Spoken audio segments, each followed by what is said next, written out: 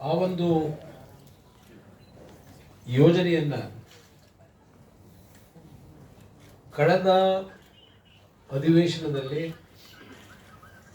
ಕೆಲವು ಬದಲಾವಣೆಗಳನ್ನು ತರ್ತಕ್ಕಂಥದ್ರ ಮುಖಾಂತರ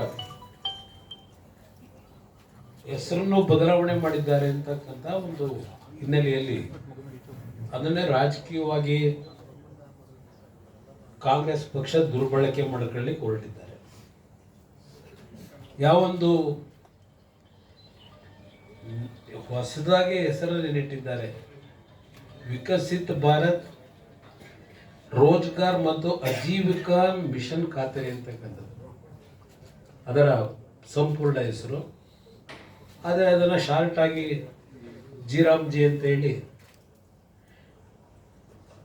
ಕೇಂದ್ರ ಸರ್ಕಾರ ಮಹಾತ್ಮ ಗಾಂಧೀಜಿಯವರಿಗೆ ಅಪಚಾರ ಮಾಡಿ ಅವರ ಹೆಸರನ್ನ ಬದಲಾವಣೆ ಮಾಡಿದ್ದಾರೆ ಅಂತಕ್ಕಂಥ ಒಂದು ದೊಡ್ಡ ಅಪಪ್ರಚಾರವನ್ನು